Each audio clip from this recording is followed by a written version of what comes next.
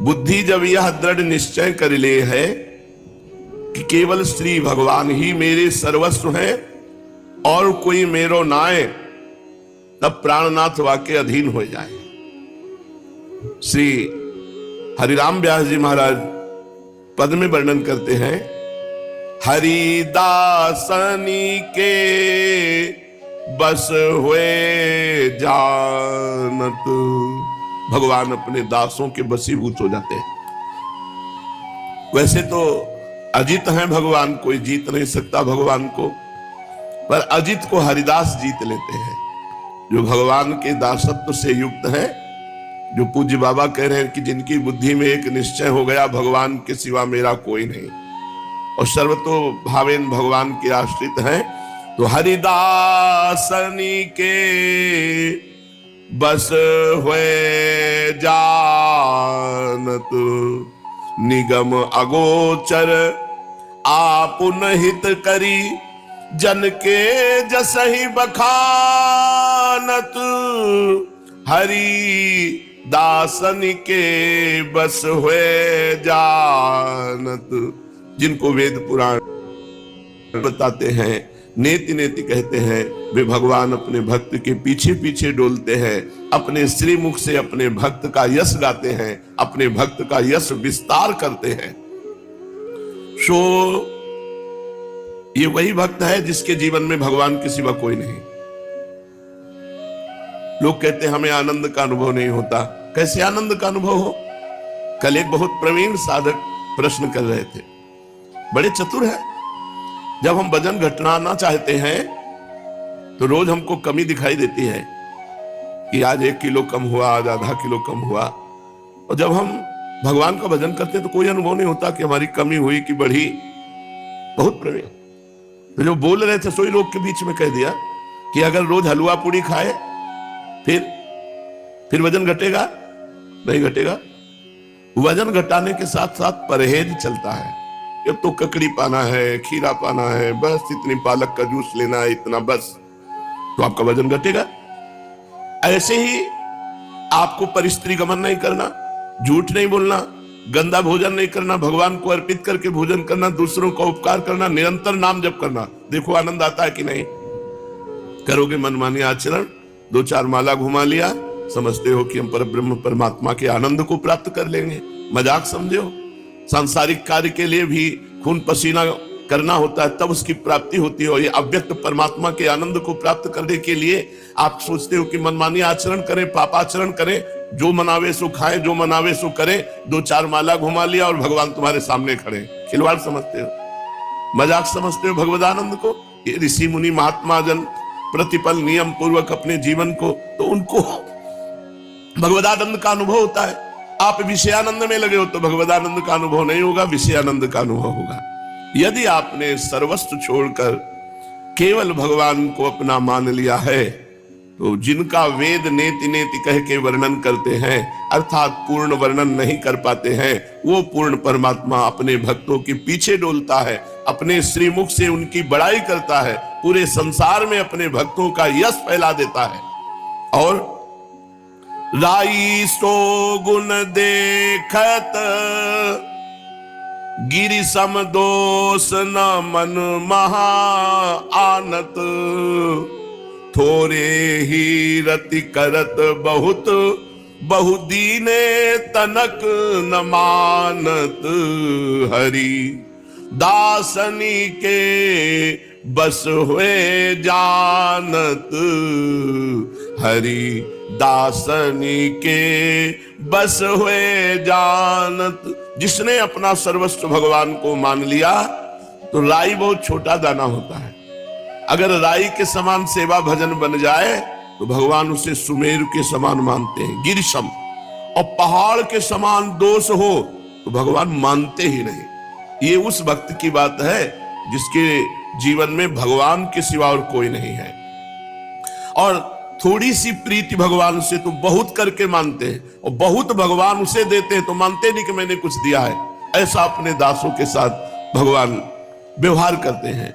जान राई अभिमानी, दीननी तबहि हंसी पहचानत, सर्वसु देत भुरायहि, कपटिन सो चतुराई ठानत।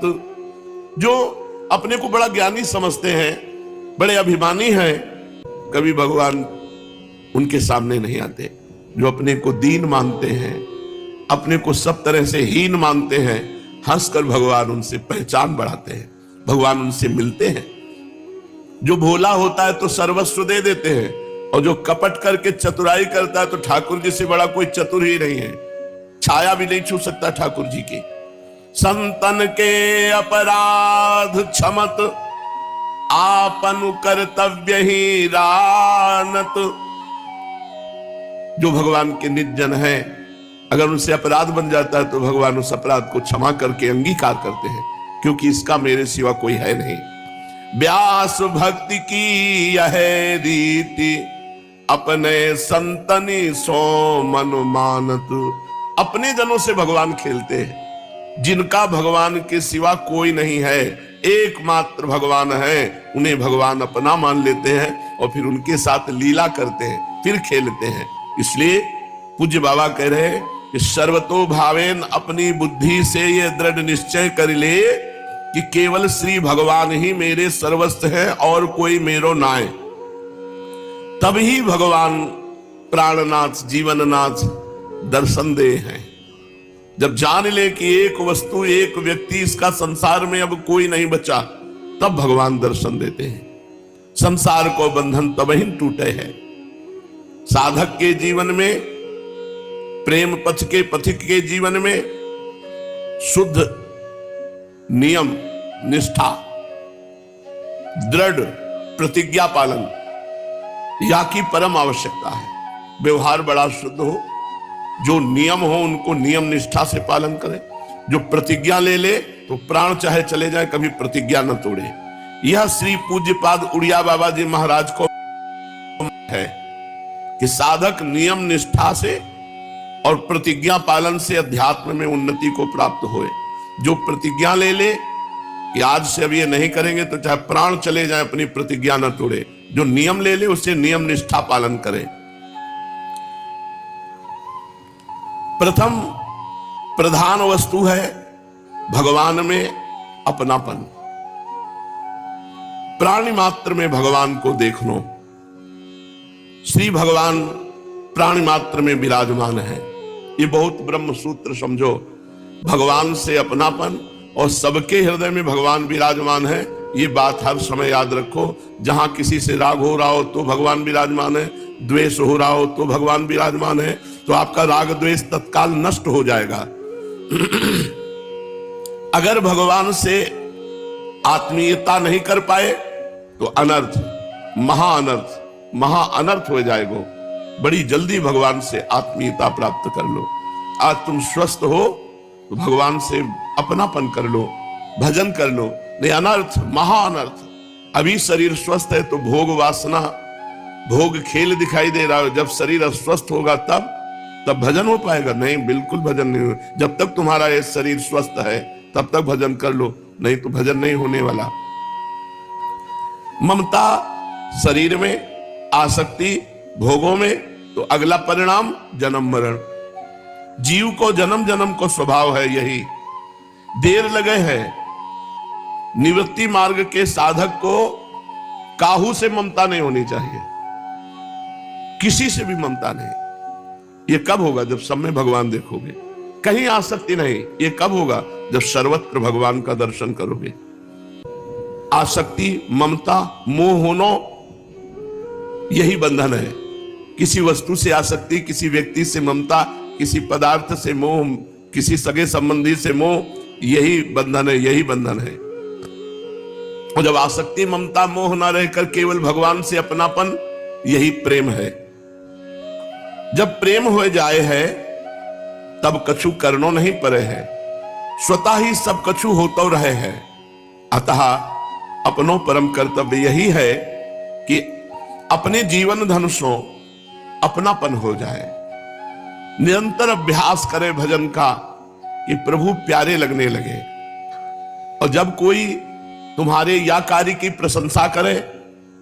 बहुत बड़े भजनानंदी, बहुत बड़े त्यागी, किसी से कोई मतलब नहीं रखते, तो समझना चाहिए कि ये हमें सुझाव दे रहे हैं कि हमें और त्यागी बनना है, हमें और समिटना है, हमें और भगवान का भजन करना है। यदि कोई निंदा करे तो समझना चाहिए कि हमें सावधान होना है, ये जो निंदा कर रहे हैं ये दोष हमारे अंदर आने न पावे। न प्रशंसा में राग, न निंदा में द्वेष।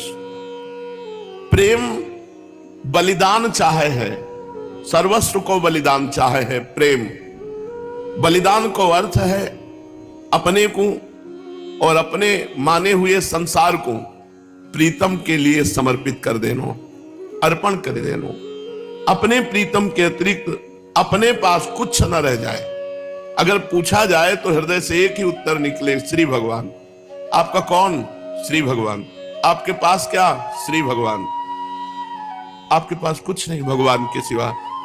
यही प्रेमी का बलिदान है, जो कुछ अपना माना हुआ है अपने सहित भगवान के चरणों में समर्पित कर देना। दूसरो अर्थ है समस्त इंद्रियन को विषय सो हटाए के प्रभु में लगानो, अर्थात अपनी समस्त इंद्रियन को विषय एकमात्र श्री जीवन धन प्रभु ही रह जाए, तब होए है प्रेम। केवल श्री भगवत संबंध सो ही काहू सो बात करो, अन्य कोई संबंध ना है। अपने शरीर तथा स्वार्थ के संबंध से भी बात मत करो। प्रेम की ही कामना, प्रेम की ही लालसा होए, याही के ताई पूरो प्रयत्न होए। प्रयत्न होए काहू प्रेमी संत के सहारे से, अकेले वो भी नहीं गिर जाओगे। काहू संत को आदर्श मान गए, संत के प्रति अपनो भाव बढ़ावे। कोई संत कृपा करके अपनो संग दे हैं, तभी यह अलभ्य वस्तु प्राप्त होए है। अगर संत संग मिला है तो समझो वो कृपा करके अपना साथ दे रहे हैं, तभी यह अलभ्य बात प्राप्त होए है। रात दिना याही को चिंतन करो, यह ना भूले कि शरीर या में पूर्ण बाधा है प्रेम में। आठों प्रहर शरीर को भूल के अपने प्रभु में तल्लीन रहे, तब होए है प्रेम।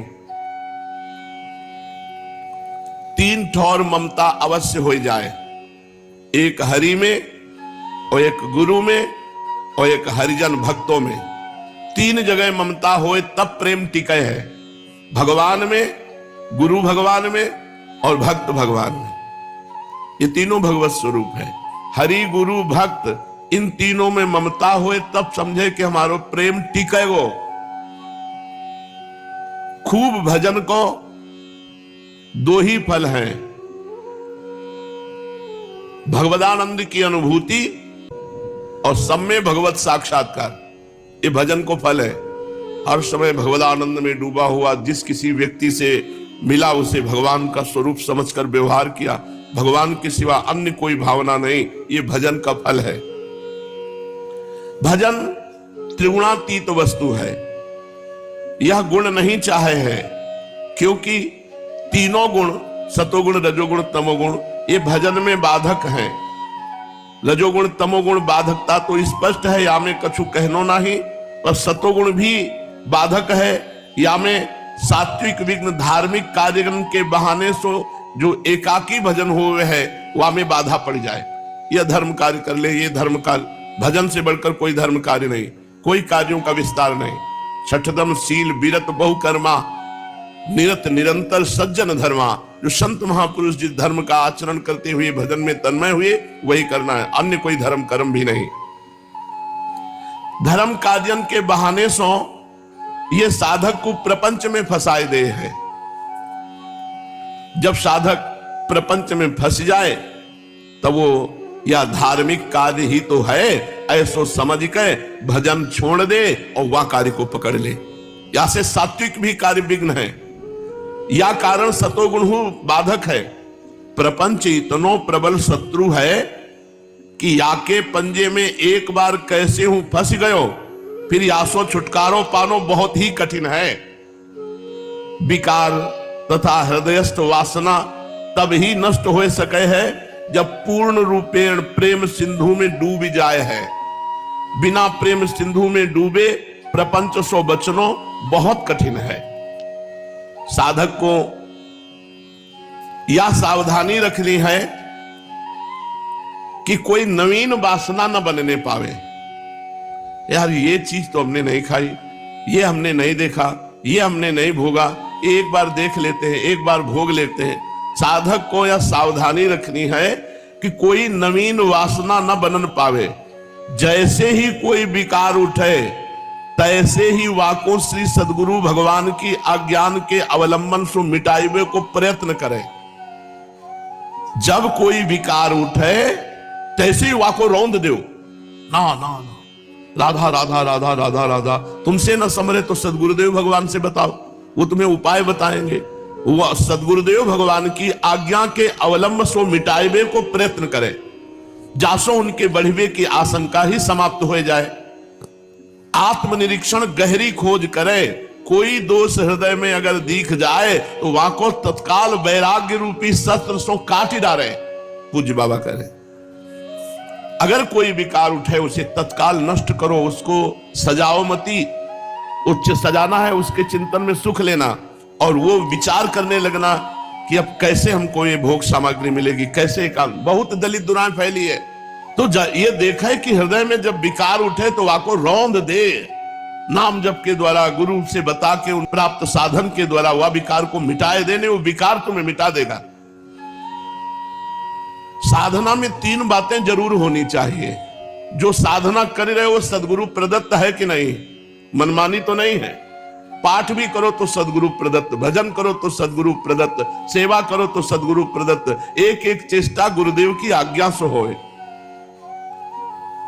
सदगुरु प्रदत्त, शास्त्र प्रतिपादित और संत आचरित आचरण होने चाहिए। ये तीनों है तो पक्का भगवत प्राप्ति हो जाएगी। यद्यपि व्यवहार में पुरुष और प्रकृति, दृष्टा और दृश्य के भेद से 2 प्रकार का जगत जान पड़ता है, पर परमार्थ दृष्टि से नहीं। व्यवहार दृष्टि में स्त्री पुरुष ऊंच नीच ये सब दिखाई दे रहा है।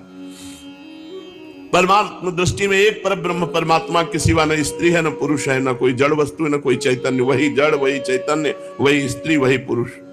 इसलिए किसी के स्वभाव की, कोई शांत स्वभाव का है, कोई घोर स्वभाव का है, कोई मूढ़ स्वभाव का है। किसी के स्वभाव की ना स्तुति करनी है और ना निंदा करनी है, क्योंकि सब में परमात्मा विराजमान है। सर्वदा अद्वैत दृष्टि रखनी है, भगवत दृष्टि।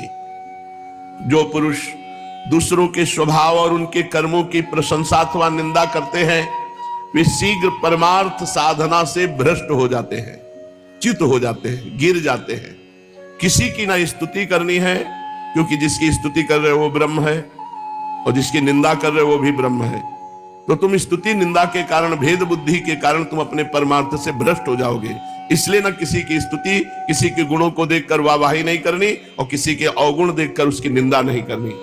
जो दूसरे के कर्मों की प्रशंसा अथवा निंदा करते हैं वे शीघ्र ही अपने यथार्थ परमार्थ साधन से च्युत हो जाते हैं, क्योंकि साधना तो द्वैत के अभिनिवेश का अर्थात द्वैत के सत्यत्व बुद्धि का निषेध करता है। साधन पथ सब में अद्वैत परमात्मा विराजमान है, ये हमारी साधना है। प्रशंसा तथा निंदा उसकी सत्यता के भ्रम को और दृढ़ करती है, द्वैत के भ्रम को। उद्धव जी, सभी इंद्रियां राजस अहंकार के कार्य हैं। जब वे निद्रित हो जाती हैं तब शरीर का अभिमानी जीव चेतना शून्य हो जाता है, अर्थात उसे बाहरी शरीर की स्मृति नहीं रहती। उस समय यदि मन बच रहा तब तो वो सपने के झूठे दृश्यों में भटकाने लगता है, और वो भी लीन हो गया तो जीव मृत्यु के समान गाढ़ निद्रा सुसुप्ति में लीन हो जाता है। वैसे ही जब जीव अपने अद्वितीय आत्मस्वरूप को भूलकर नाना वस्तुओं का दर्शन करने लगता है तब वह स्वप्न के समान झूठे दृश्यों में फंस जाता है अथवा मृत्यु के समान अज्ञान में लीन हो जाता है। उद्धव जी, जब द्वैत नाम की कोई वस्तु ही नहीं है तब उसमें अमुक वस्तु भली है और अमुक बुरी, इतनी भली है और इतनी बुरी है, ये प्रश्न ही नहीं उठ सकता।